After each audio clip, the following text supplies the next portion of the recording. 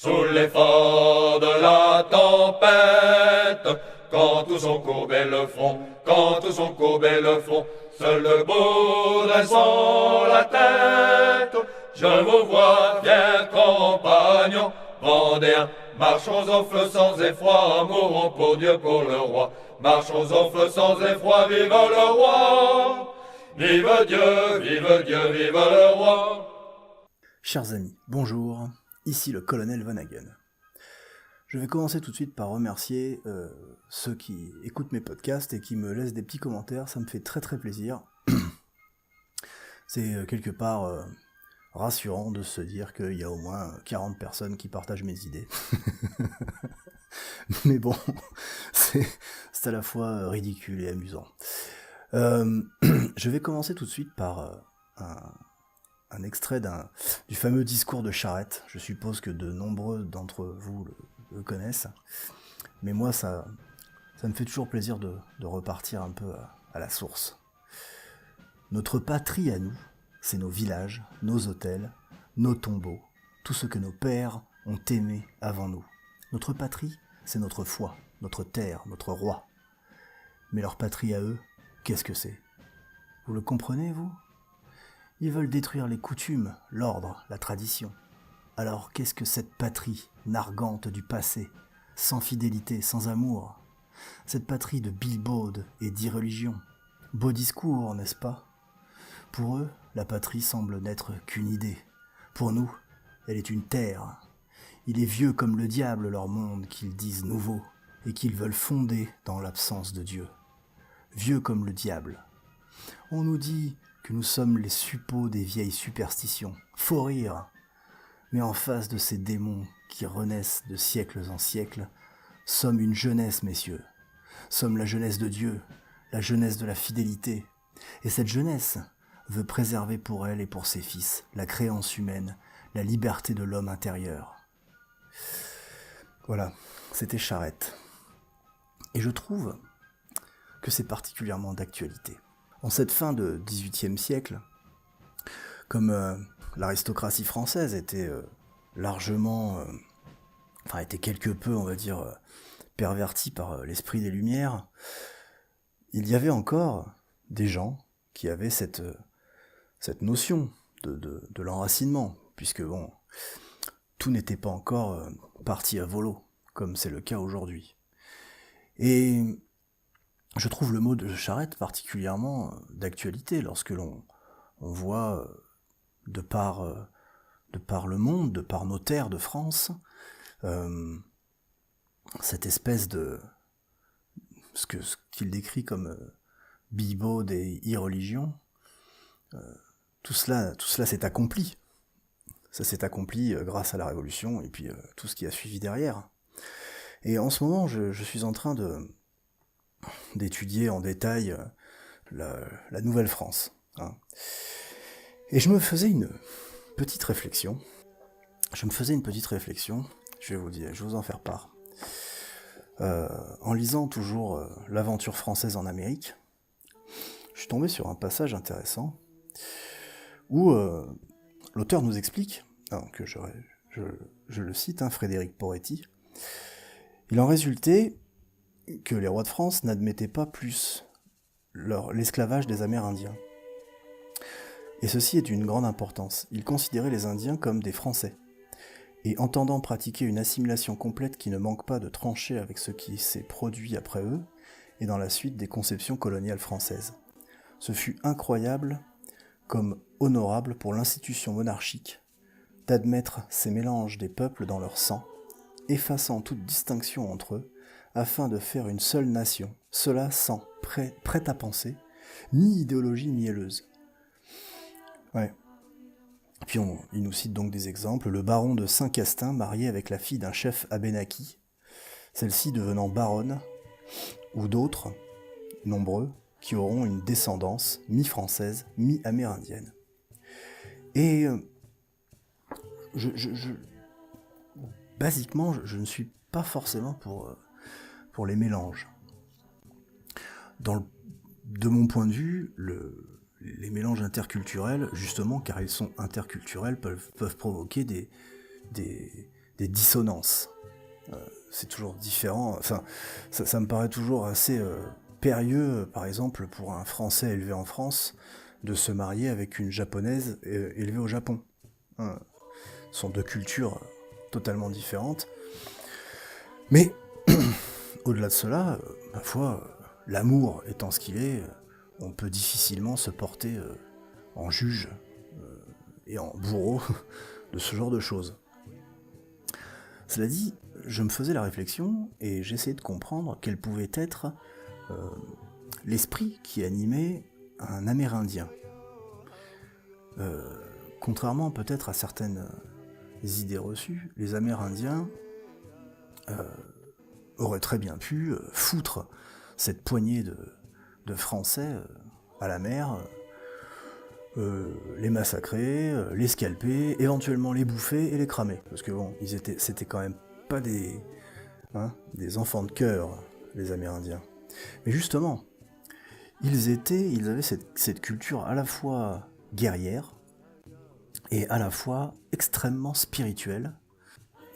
Ils ont ces croyances que je découvre. Je ne regardais cela que d'un œil assez lointain, bien que j'ai toujours apprécié le peu de choses que j'entendais des Indiens d'Amérique. Et ils ont pris de plein fouet la colonisation anglo-saxonne par la suite, qui, elle, à l'inverse de la nôtre, a plutôt été celle du parfait colon massacreur. Alors, je m'avance peut-être un petit peu dans mes analyses, mais je me dis que la monarchie française, prenant pied sur ce nouveau continent où tout était à bâtir, on se trouvait devant deux options. Soit on massacrait de manière assez coûteuse, finalement, ces Amérindiens, soit on essayait de vivre en bonne intelligence. Et ils ont décidé donc de vivre en bonne intelligence, et ma foi, ça marchait très bien. Il y a de nombreux exemples où l'on voit les Amérindiens combattre côte à côte avec nos soldats, reprenant les coutumes du pays, parce que on peut dire ce qu'on veut des Français, on sait s'adapter, on est de très bons guerriers, et le terrain se prêtant à ce qu'on appelait à l'époque la petite guerre, la guerre de guérilla tout simplement. On va donc voir les compagnies franches de la marine devenir ces commandos des bois, bien avant les Rangers de Rogers, qui eux par contre vont faire ça, c'était des Anglais, vont faire ça à l'anglaise, et vont traiter, les Britanniques vont traiter les Indiens comme des sous-hommes. Je leur en veux un petit peu aux Anglais.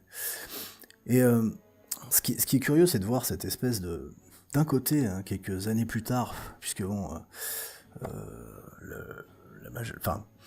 la guerre qui va se passer pendant la guerre de 7 ans, donc après l'incident de 1754, qui va donner plus tard la guerre de 7 ans, je vous rappelle que un des ambassadeurs, un diplomate français, va être tué par le jeune George Washington. Enfin bon, c'est pas lui qui le tuera directement, mais bon, il y a une sombre affaire là. Et va donc déclencher les événements qui par la suite pousseront à la guerre de 7 ans. Guerre de 7 ans qui est considérée par de nombreux historiens comme la première guerre mondiale, puisque la guerre de 7 ans va à la fois mettre le feu aux colonies américaines. Le conflit va aussi s'étendre en Europe, et également sur nos colonies en Inde. Le résultat sera catastrophique.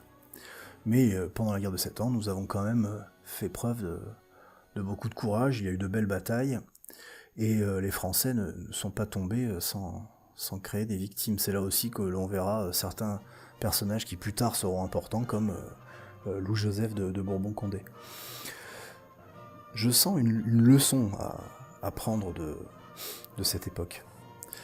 Parce que, alors que finalement, notre terre de France aujourd'hui, depuis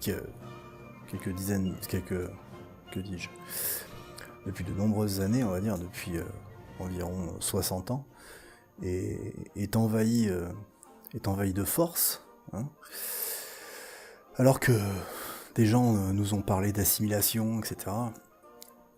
Ça n'a jamais marché. Non. Ça n'a jamais marché.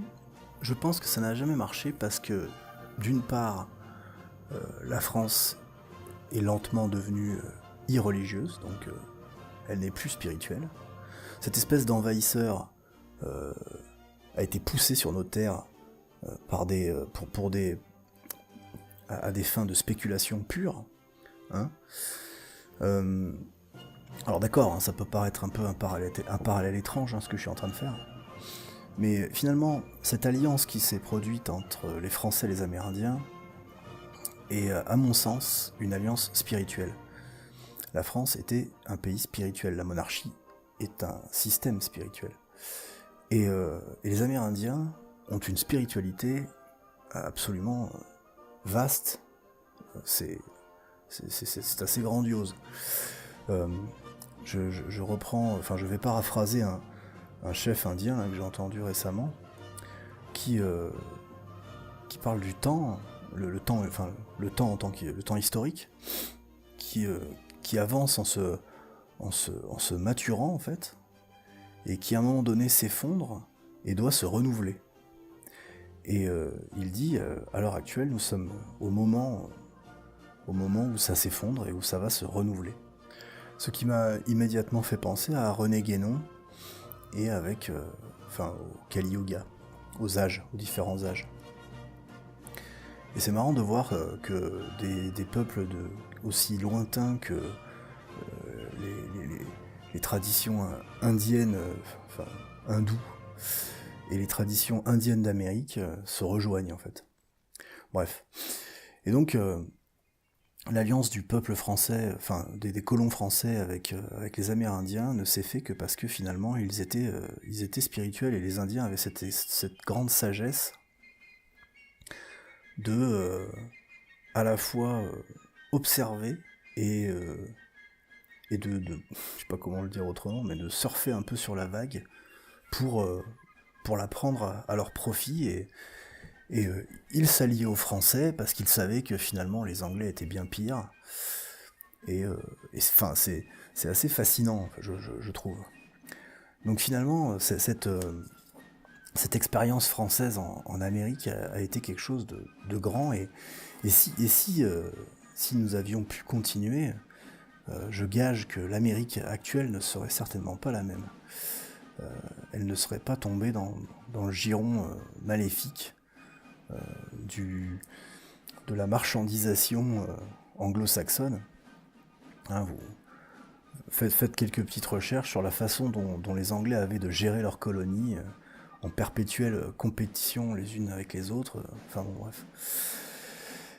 Et je vais même aller plus loin. Alors c'est un petit peu audacieux.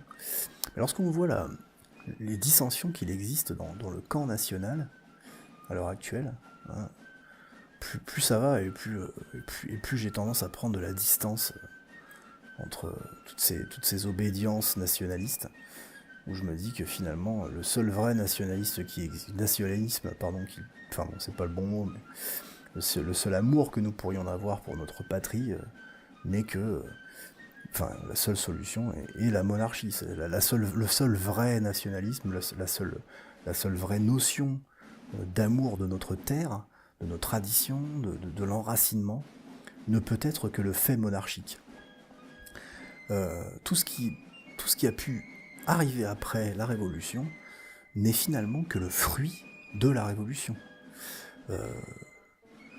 Peu importe l'étiquette que vous vouliez coller à ce truc-là, souverainisme, toutes ces choses-là, ce ne sont que les fruits de la Révolution française, ce ne sont que les fruits de la marchandisation,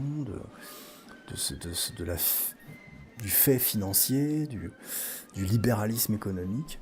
Toutes ces saloperies sont à jeter. Elles sont autant de clous que l'on peut mettre dans le cercueil de la France.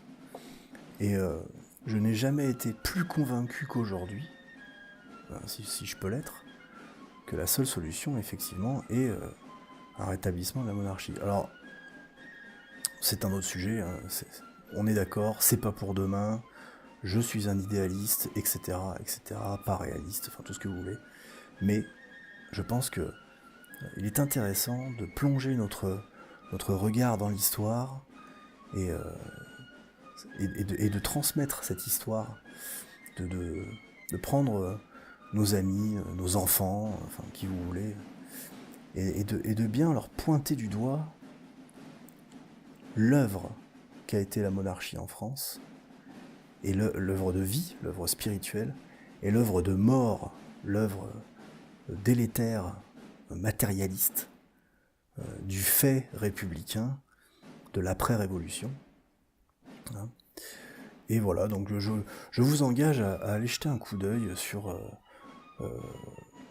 il y a tout un tas de petites vidéos sur YouTube, sur la naissance de Québec, sur la colonisation française de cette partie du monde, qui a été une expérience incroyable. Alors j'espère vous faire 2-3 petits podcasts assez courts sur le sujet, pour vous en parler un peu plus. Voilà. Alors je vous remercie de m'avoir écouté jusqu'au bout. Je vous souhaite évidemment une excellente journée. Portez haut les couleurs de la France, certainement pas le bleu, blanc, rouge. Je vous dis vive le roi, vive la France, soyez royalistes.